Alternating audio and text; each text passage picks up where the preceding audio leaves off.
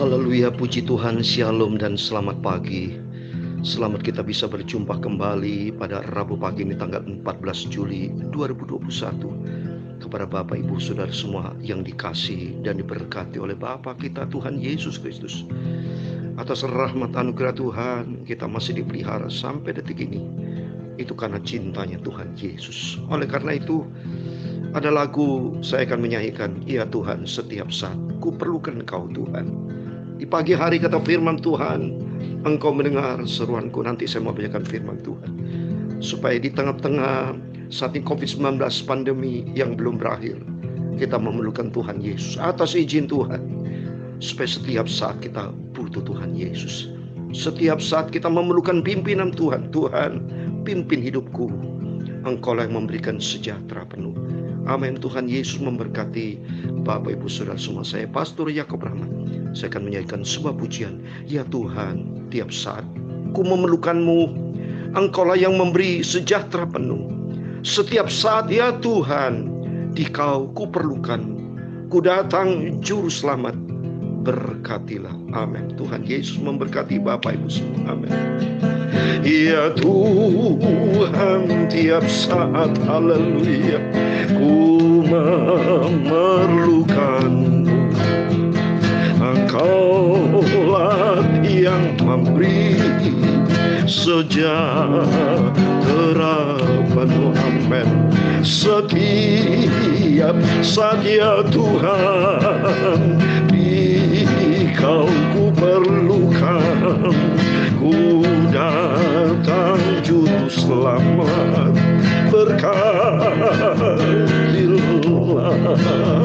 Amin, haleluya. Ya Tuhan Yesus, tiap saat ku memerlukan Bapa. Engkaulah yang memberi damai sejahtera penuh. Setiap saat ya Tuhan, di Kau ku perlukan. Ku datang juru selamat, berkatilah aku. Amin, haleluya. Dalam Mazmur pasal 5 ayat 4 dikatakan, Tuhan, pada waktu pagi Engkau mendengar seruanku. Pada waktu pagi aku mengatur persembahan bagimu, dan aku menunggu-nunggu. Dalam firman Tuhan dalam Mazmur 27:14, nantikan akan Tuhan, nantikan akan Tuhan. Amin, haleluya. Ya Tuhan, tiap saat ku memerlukan. Engkaulah yang memberi damai sejahtera penuh. Setiap saat ya Tuhan, di Kau ku perlukan. Ku datang juru selamat, berkatilah aku. Ku datang juru selamat, berkatilah aku. Amin, haleluya. Kita butuh juru selamat. Setiap saat kita butuh Tuhan Yesus. Sebab Tuhan berfirman dalam Yohanes 15 ayat 5, di luar aku kamu tidak bisa berbuat apa-apa. Tapi kalau bersama Tuhan, di dalam Mazmur pasal 60 ayat 14, bersama dalam Tuhan kita sanggup melakukan perkara besar. Dan saya tadi bacakan firman Tuhan dalam Mazmur pasal 5 ayat 4 dikatakan, Tuhan, pada waktu pagi Engkau mendengar seruanku. Pada waktu pagi aku mengatur persembahan bagimu, dan aku menunggu. Kita menantikan pertolongan Tuhan. Sebab hanya Yesus satu-satunya Tuhan juru selamatlah. Ku datang juru selamat, berkatilah aku. Amin, haleluya. Ya Tuhan, Tuhan tiap saat ku memerlukanmu. Haleluya. Engkaulah yang memberi damai sejahtera penuh. Setiap saat ya Tuhan, Dikau ku perlukan, ku datang juru selamat, berkatilah aku. Amin. Puji Tuhan. Biarlah berkat damai sejahtera dari Tuhan Yesus Kristus turun menyertai buat setiap Bapak Ibu. Biar kita hari demi hari pengharapan kita hanya Yesus. Tidak ada yang lain, hanya Yesus satu-satunya. Dia juru selamat kita. Yesus berjanji Dia tidak pernah tinggalkan kita, asal kita mau berada di dalam bait Tuhan, di dalam persekutuan dengan Tuhan. Amin. Mari kita kembali kepada firman Tuhan. Saya mau baca pagi ini atas rahmat anugerah Tuhan. Saat ini kitab Imamat sudah berakhir, sudah kita baca. Seperti yang saya terangkan kemarin, ini kitab Musa ada 5 kitab, Bapak Ibu ya. Kitab Musa ada 5 kitab. Dari kitab Kejadian sudah kita akhiri, ada 50 fatsal. Kitab Keluaran 40 fatsal sudah kita akhiri. Imamat 27 fatsal kita sudah akhiri. Jadi artinya di dalam dunia ini ada waktu kita lahir, ada waktunya kita tinggalkan dunia. Tapi janji Tuhan, sekali-kali Tuhan tidak pernah tinggalkan kita. Oleh itu mari kita menjadikan diri kita sama. Kita diciptakan menjadi serupa dengan Yesus, memiliki karakter Kristus, yaitu kesetiaan. Seperti halnya Tuhan Yesus setia kepada kita, mari kita mau setia kepada Tuhan. Apalagi di situasi COVID pandemi saat ini yang terus semakin meningkat. Saya tadi dapat informasi di daerah Bekasi, semua parah Bapak Ibu. Rumah sakit sudah penuh. Saat ini semua mereka menjerit, berteriak kepada siapa mereka minta tolong. Sudah dengan pujian ini, ya Tuhan, tiap saat ku memerlukanmu. Engkaulah yang memberikan damai sejahtera yang memelihara hidup kita. Setiap saat ya Tuhan, Dikau ku perlukan. Ku datang pada Yesus juru selamat. Dan kita mohon berkatilah aku. Amin. Saya mau baca kitab Bilangan pasal pertama ayat 1 sampai 54 cukup panjang. Saya mau baca dengan cepat, demikian firman Tuhan. Tuhan berfirman kepada Musa di padang gurun Sinai dalam kemah pertemuan pada tanggal 1 bulan yang kedua dalam tahun yang kedua sesudah mereka keluar dari tanah Mesir. Hitunglah jumlah segenap umat Israel menurut kaum-kaum yang ada di dalam setiap suku mereka, dan catatlah nama semua laki-laki di Israel yang berumur 20 tahun ke atas dan yang sanggup berperang, orang demi orang. Engkau ini beserta Harun harus mencatat mereka menurut pasukannya masing-masing. Dari tiap-tiap suku harus ada satu orang yang mendampingi kamu, yakni orang yang menjadi kepala dari suku yang diwakilnya itu. Dan inilah nama semua orang yang harus mendampingi kamu: dari suku Roben, Elisur bin Sidiur; dari suku Simeon, Selumiel bin Suris Sadai; dari suku Yehuda, Nahason bin Abinadab; dari suku Isakar, Netanel bin Suar; dari suku Sebulan, Eluat bin Helon; dari suku keturunan Yusuf, Elisama bin Aimud; dari suku Efraim dan Gamaliel bin Pedasur; dari suku Manasye; dari suku Benyamin, Abidan bin Gideoni; dari suku Dan, Ahieser bin Amisyadai; dari suku Asyir, Pagiel bin Okran; dari suku Gad, Elisyaf bin Rewel; dari suku Naftali, Ahira bin Enan. Itulah orang-orang yang dipilih dari umat itu, masing-masing sebagai pemimpin dari suku bapak luhurnya. Mereka inilah kepala-kepala pasukan Israel. Lalu Musa dan Harun memanggil orang-orang yang tertunjuk nama itu. Dan pada tanggal 1 bulan yang kedua mereka menyuruh segenap umat berkumpul.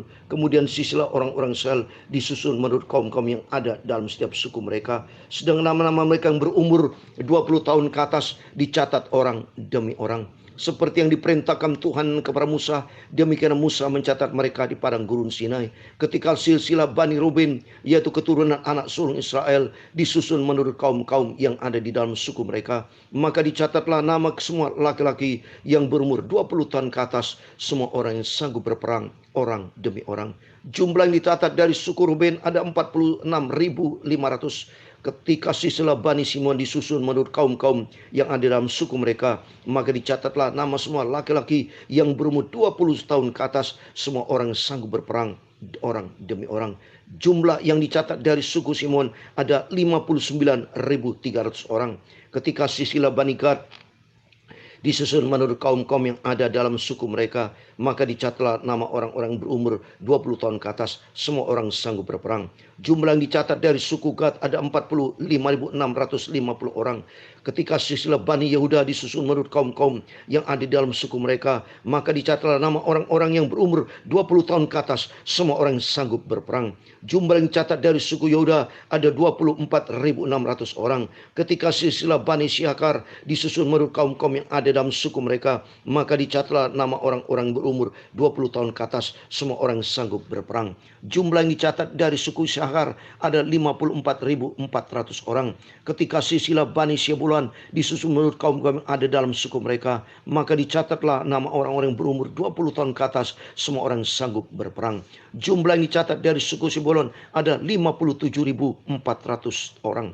Mengenai keturunan Yusuf, ketika silsilah Bani Efraim disusun menurut kaum-kaum yang ada dalam suku mereka, maka dicatatlah nama orang-orang berumur 20 tahun ke atas, semua orang sanggup berperang. Jumlah yang dicatat dari suku Efraim ada 40.500 orang. Dan ketika silsilah Bani Manasye disusun menurut kaum-kaum yang ada dalam suku mereka, maka dicatatlah semua orang-orang yang berumur 20 tahun ke atas, semua orang yang sanggup berperang. Jumlah yang dicatat dari suku Manasye ada 32.200 orang. Ketika silsilah Bani Benyamin disusun menurut kaum-kaum yang ada dalam suku mereka, maka dicatatlah nama orang-orang berumur 20 tahun ke atas, semua orang yang sanggup berperang. Jumlah yang dicatat dari suku Benyamin ada 35.400 orang. Ketika silsilah Bani Dan disusun menurut kaum-kaum yang ada di dalam suku mereka, maka dicatat nama orang-orang berumur 20 tahun ke atas, semua orang yang sanggup berperang. Jumlah yang dicatat dari suku Dan ada 62.700 orang. Ketika silsilah Bani Asyir disusun menurut kaum-kaum yang ada di dalam suku mereka, maka dicatatlah nama orang-orang berumur 20 tahun ke atas, semua orang yang sanggup berperang. Jumlah yang dicatat dari suku Asyir ada 41.500 orang. Ketika silsilah Bani Naftali disusun menurut kaum-kaum yang ada dalam suku mereka, maka dicatatlah nama orang-orang berumur 20 tahun ke atas, semua orang yang sanggup berperang. Jumlah yang dicatat dari suku Naftali ada 53.400 orang. Itulah jumlah orang-orang dicatat oleh Musa dengan Harun dan dengan ke-12 murid pemimpin Israel yang masing-masing mewakili sukunya. Jadi semua orang Israel yang dicatat menurut suku-suku mereka, yaitu orang-orang berumur 20 tahun ke atas dan yang sanggup berperang di antara orang Israel, berjumlah 603.550 orang. Tetapi mereka yang menurut suku bapa leluhurnya termasuk orang Lewi tidak turut dicatat bersama-sama mereka itu. Sebab Tuhan telah berfirman kepada Musa, hanya suku Lewi janganlah kau catat dan janganlah kau hitung jumlahnya bersama-sama dengan orang Israel, tetapi tugaskanlah mereka untuk mengawasi kemah suci, tempat hukum Allah dengan segala perabotan dan perlengkapannya. Mereka harus mengangkat kemah suci dengan segala perabotannya. Mereka harus mengurusnya dan harus berkemah di sekelilingnya. Apabila berangkat, kemah suci harus dibongkar orang-orang Lewi, dan apabila berkemah, kemah suci harus dipasang oleh mereka, sedang orang awam yang mendekat harus dihukum mati. Orang Israel haruslah berkemah masing-masing di tempat perkemahannya dan masing-masing dekat panji-panjinya menurut pasukan mereka. Tetapi orang Lewi haruslah berkemah di sekeliling kemah suci, tempat hukum Allah, supaya umat Israel jangan kena murka. Orang Lewi haruslah memelihara kemah suci, tempat kumuh itu. 54 yang terakhir. Maka orang Israel berbuat demikian, tepat seperti yang diperintahkan Tuhan kepada Musa, demikianlah diperbuat mereka. Amin. Demikianlah firman Tuhan. Biarlah Bapak Ibu semua, marilah kita menjadi anak Tuhan yang setia. Memiliki karakter setia ini susah Bapak Ibu ya. Karakter setia, di dalam kesetiaan ada kesabaran, ketekunan. Karena perintah Tuhan, biar kita menjadi anak Tuhan yang tekun, setia, cinta Tuhan Yesus, yang setia kepada Tuhan Yesus. Dan ketiga yang paling penting, yaitu taat kepada Tuhan. Bapak Ibu setia, tapi kalau tidak taat, setia, rajin ke gereja, tapi melanggar firman Tuhan. Dan bangsa Israel sudah dipilih Tuhan. Kalau kita baca di sini, semua ditentukan Tuhan. Semuanya orang sanggup berperang. Kalau kita lihat ini, jumlahnya jelas. Dari 12 suku bangsa Israel, Tuhan sudah tetapkan nama orang-orang yang menghadapi peperangan, sanggup berperang. Dan kalau dikaitkan dengan kehidupan kita saat ini, memang benar Bapak Ibu. Dalam Efesus pasal 6 ayat 12 dikatakan, saya mau baca, bahwa perjuangan kita bukan melawan darah dan daging. Dari sejak awal Tuhan tetapkan firman Tuhan bahwa kehidupan ini penuh dengan tantangan. Karena apa? Karena salah manusia sendiri. Ingat, dulu sebelum Adam dan Hawa jatuh di dalam dosa, tidak ada nama peperangan. Tidak terjadi Kain bunuh Habel. Itu terjadi peperangan, terjadi pembunuhan, terjadi dosa makin bertambah. Akibat dosa pertama, manusia sudah hilang kemuliaan Tuhan.